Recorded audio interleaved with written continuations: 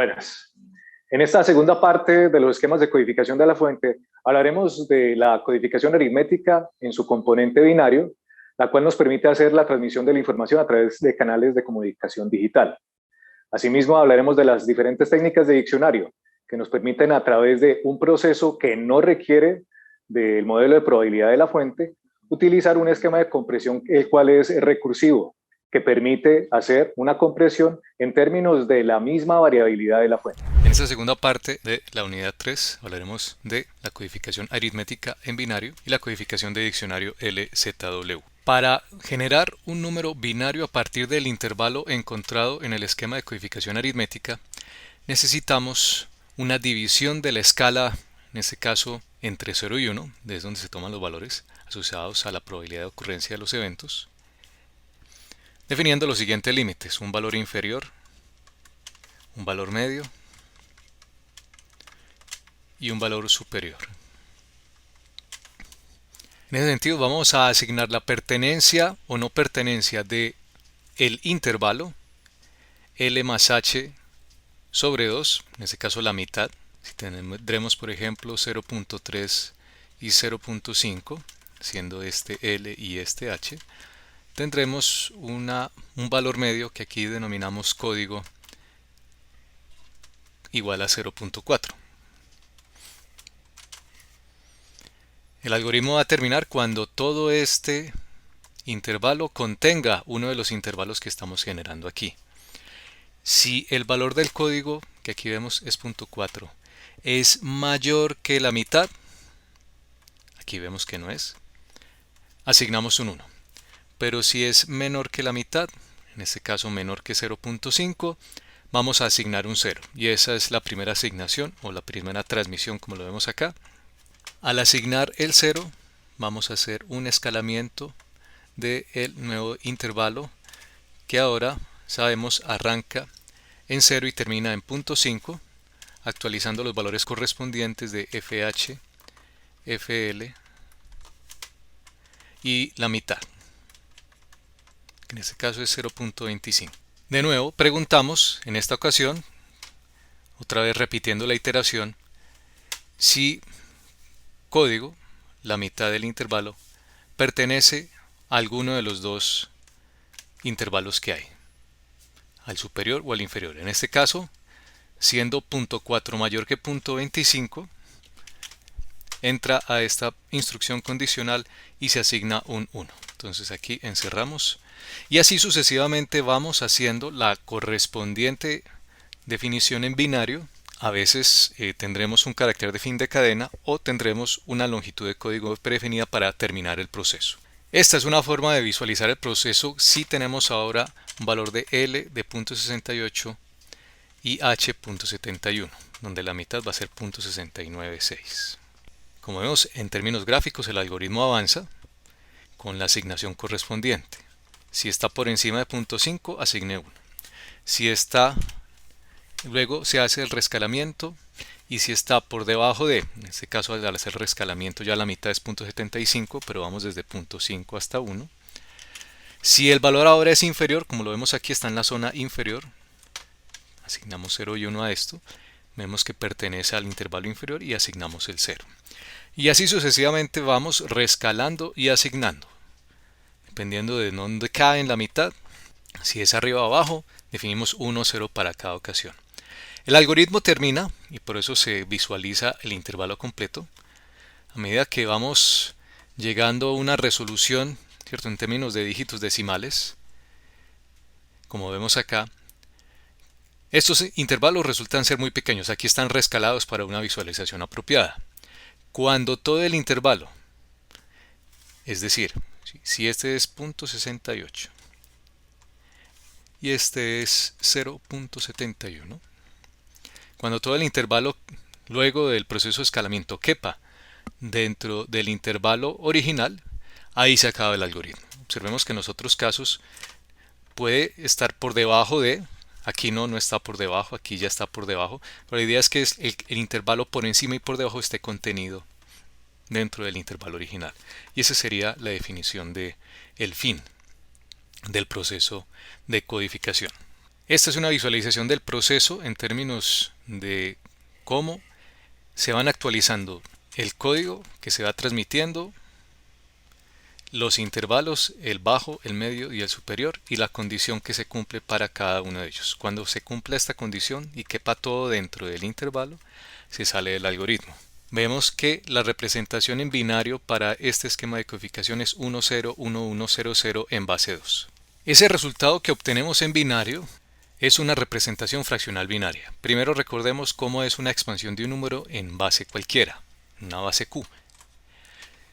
Un entero n puede ser expandido en base q con x sub i siendo dígitos o coeficientes del número o en términos de la base a la cual estoy haciendo la conversión. Entonces, si esto es para un número entero n, una representación fraccionada de un número f se puede representar con, en este caso, los mismos coeficientes, y en ese caso la base se eleva a exponentes negativos hasta el valor que tenga el menor valor. En ese caso, cuando es un dígito fraccionario, el valor que está más hacia la derecha es el que menos peso tiene. Vemos acá, en un primer ejemplo, tenemos el binario 1011 en base 2. De ahí que puedo hacer su representación en base de su equivalencia, como lo vemos aquí. De acuerdo a la posición, tendremos esta la posición 3, posición 2, posición 1 y posición 0, en términos de los exponentes. Como estamos trabajando en base 2, estamos convirtiendo un número binario en base 2 a un número en base 10. En este caso, el 1011 es el 11 en base 10. Ahora, la representación binaria fraccionada es 0.1011 en base 2. Entonces, cada uno de los coeficientes que vemos aquí de acuerdo a su posición, entonces aquí la posición a la menos 1, posición a la menos 2, a la menos 3 y a la menos 4.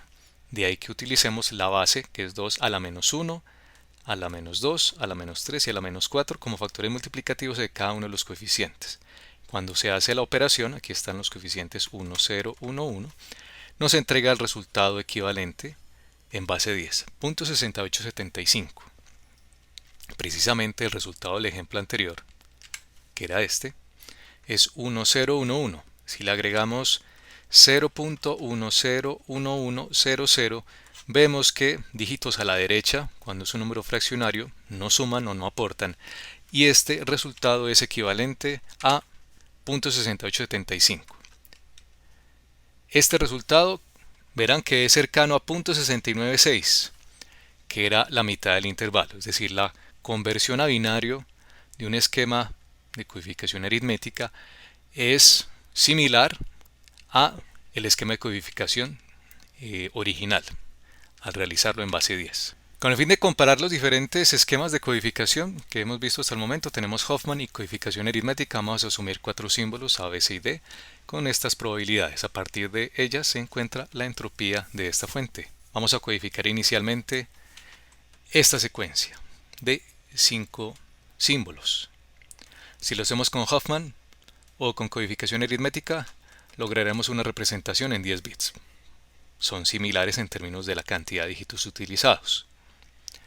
Si codificamos ahora esta secuencia de 10 símbolos, tendremos que con Huffman logramos 19 bits en la representación y con codificación aritmética 18. Hay una pequeña diferencia, pero igual es cercana. Pero cuando aumentamos el número de símbolos, como lo vemos aquí hay 50 símbolos en este mensaje. Huffman tiene una representación de 115 bits, mientras que la codificación aritmética solo necesita 98. La idea es que a medida que tengamos una representación mucho más larga de una secuencia, el desempeño en términos de la longitud promedio de código que genere el aritmético nos acercará aún más a la entropía del símbolo a medida que esa secuencia se incrementa. Con el fin de realizar el proceso inverso, es decir, la decodificación, vamos a asumir un carácter de fin de cadena. Como lo había mencionado, también podemos utilizar una longitud de código para determinar cuál es el fin del mensaje. Originalmente el decodificador imita al codificador. Vamos a hacer los mismos procesos de escalamiento y vamos a determinar cuál es el valor de punto flotante que resida en el intervalo de probabilidad del símbolo asociado. Si este fue el mensaje recibido, la idea es que inicialmente se pase una conversión binaria fraccionada y se convierta a una representación en base 10 para hacer el proceso inverso de decodificación. Vamos a asumir que la fuente tiene estas tres letras y que el carácter de fin de cadena es cuando se decodifique la letra C. Aquí ya están asociadas las distintas probabilidades y la función de probabilidad acumulada en la última columna. La palabra de código anterior 101100 en representación binaria fraccionaria es esta. Sabemos que es equivalente a .6875 en base 10. De ahí que si iniciamos el proceso de reescalamiento con ese valor, podemos ir determinando o decodificando de la siguiente forma. Inicialmente tendremos la asignación de los valores 0.2, 0.6 y 1. 0.2 para la letra C, 0.6 para la letra B y A para el último intervalo entre 0.6 y 1. Se comienza el proceso indicando que el valor .6875 cae o puede hacer uno iterando, empezando con el intervalo de abajo. El valor .6875 va a ir buscando en cada uno de los intervalos para ver a cuál pertenece. En este caso buscamos si L y H está entre 0 y 0.2, eso es falso. Z no está en ese intervalo. Preguntamos si está entre .2 y .6, tampoco está. Pero si está entre .6 y 1, que es por aquí aproximadamente. De ahí que decodificamos porque cayó en el subintervalo de probabilidad que pertenece al símbolo A. Luego, reescalamos.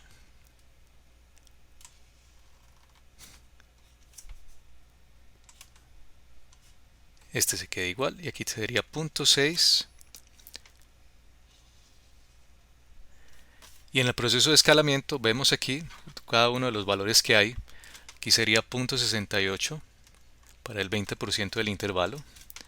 Aquí para el otro por ciento que es .84 y aquí 1. Estos valores son tomados de acá. Al tomar la decisión de dónde cae en el intervalo, puedo hacer la iteración entre .6 y .68. No está, no pertenece. Por eso ahí la afirmación es falsa. Entre .6 y .68 es falso. Sabemos que está por encima de .68 porque el valor es .6875. Está por aquí abajo muy cercano al límite.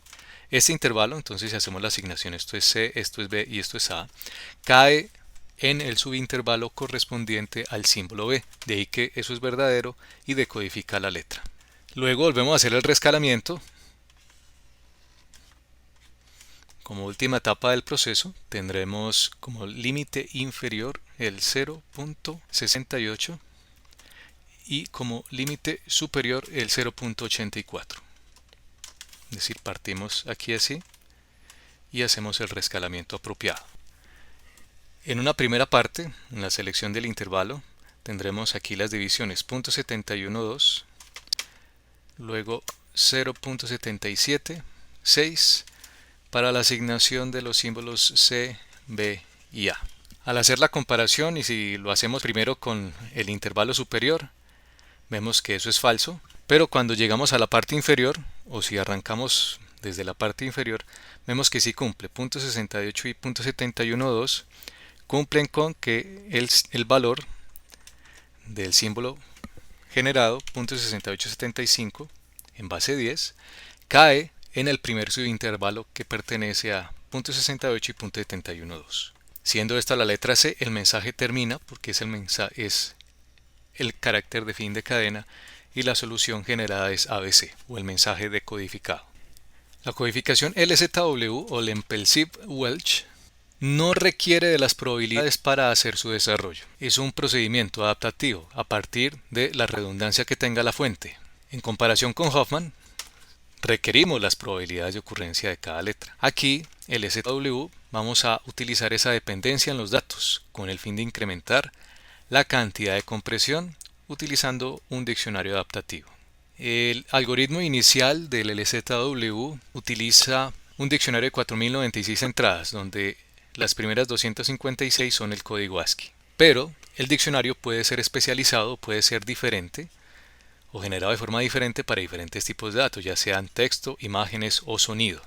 La idea es que utilicemos un diccionario que pueda ser reconstruido por el decodificador basado únicamente en la información del flujo de entrada o del código que le va llegando. Diferentes programas actuales utilizan todavía el algoritmo del LZW, aquí están, o diferentes extensiones de archivo en las cuales este algoritmo de compresión es uno de los más utilizados. Tenemos aquí el algoritmo de codificación LZW. Para esta versión del algoritmo vamos a necesitar como parámetros de entrada un diccionario del código ASCII entre 0 y 255, en este caso con su correspondiente carácter y código, y por supuesto la secuencia de entrada que quiero codificar. Vamos a arrancar con una cadena vacía, una cadena también de salida también vacía, y la palabra o el índice de la palabra en 256, porque ese va a ser el índice asociado a la nueva palabra que se va a ir generando o las nuevas palabras que se van a ir generando dentro del proceso de codificación. Para cada carácter en la entrada o en la secuencia de entrada vamos a verificar si el carácter más el prefijo existe previamente en el diccionario. Si es la primera letra, generalmente debe estar. Y aquí se actualizaría entonces el prefijo más el carácter. En el caso de que no esté, entonces voy a actualizar la salida con el código para el prefijo, actualizo mi tabla o diccionario con ese nuevo valor de prefijo y asigno una nueva clave o código ASCII mejorado para este esquema de codificación, actualizo el contador de palabras y actualizo el prefijo. Al final, el resultado va a ser una cadena reducida en términos de el proceso de codificación a partir de la concatenación de los diferentes prefijos. Un ejemplo está aquí. Esta es una secuencia de 10 símbolos de entrada. Vemos mucha redundancia, es decir, muchas letras repetidas. Inicialmente esta representación tabulada está vacía. Cuando vamos a leer una secuencia generalmente no hay prefijo definido y leemos la primera entrada que es la letra B. Sabemos que esa letra B está dentro del diccionario, por lo tanto no necesito actualizar nada y tampoco generar ninguna salida. Como lo muestra el algoritmo dice, ahora prefijo va a ser igual al prefijo más la entrada. Prefijo más la entrada, si el prefijo es vacío, entonces la entrada va a ser la letra B. Y ahora la nueva entrada va a ser la siguiente letra que es la A. La pregunta es si yo al concatenar estas dos, sería el nuevo símbolo BA o BA.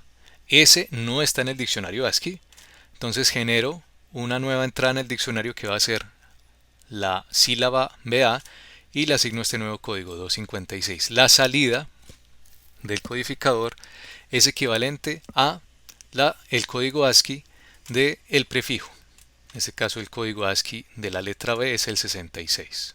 Ahora actualizo el prefijo siendo el último valor de la entrada y miro si la concatenación de A más B generando la sílaba AB o AB está en el diccionario. Como no está, entonces actualizo una nueva entrada en el diccionario con una nueva clave, que en este caso es 257, y la salida es de nuevo el código asociado a el prefijo, el código ASCII del prefijo, que es el 65. Este pasa a ser ahora el prefijo. Leemos la siguiente letra. Llevamos aquí, letra A. Concatenamos, miramos si la sílaba BA está en mi diccionario. Sí, ya está, aquí está. Por lo tanto, no actualizo nada en el diccionario, no hay salida. Al unir estas dos, este se convierte en el nuevo prefijo, porque es un símbolo que ya está. Y se pregunta de nuevo para la siguiente iteración, asignando el nuevo símbolo que venimos aquí, que es el A. Concatenamos la sílaba BA más una nueva letra A, que sería BAA. Eso no está en el diccionario, se agrega y se aumenta el contador de símbolos en ese diccionario. Y a la salida generamos el código del diccionario, que en este caso es el código asociado al prefijo. Lo vemos acá, BA, cuyo código es 256. Ahora, el prefijo es este, de nuevo la entrada. Miramos y concatenamos con el nuevo símbolo que es la B. Al concatenar el símbolo AB ya está. Como ya está, no actualizo nada en el diccionario, no hay salida. Esta concatenación de los dos va a ser entonces el nuevo símbolo de prefijo, el cual le voy a agregar la letra R. Y pregunto si este concatenado con este está en el diccionario. No está, entonces genero una nueva entrada, va a ser el 259 y la salida es el código ASCII, bueno, o el código en el diccionario de la sílaba AB, que en este caso es el 257. Actualizo el prefijo, lo concateno con la otra R y pregunto si la doble R está en el diccionario. No está, se actualiza con un nuevo código ubicado en la posición 260 y la salida es el código ASCII del prefijo. El código ASCII de la R es el 82. Este pasa aquí de nuevo, queda R como prefijo, queda el nuevo R como el símbolo de entrada y miro si el símbolo RR está en el diccionario. Ese ya está en la iteración anterior. Estos dos forman una nueva letra, bueno, ya iba aquí, un nuevo símbolo RR, que lo voy a concatenar con la letra A, genera un nuevo símbolo RRA, que va a estar en el diccionario, posición 261, y retorno el prefijo o el código del prefijo asociado, que está en la posición 260.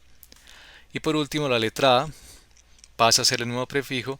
Como no hay más caracteres, en la entrada queda vacía, y ya que no hay nueva entrada en el diccionario y es el último mensaje, se saca o se envía el código ASCII correspondiente a la letra A, código 65. De ahí que se tiene 1, 2, 3, 4, 5, 6, 7 códigos en comparación con los 10 símbolos de entrada. Aquí son 7.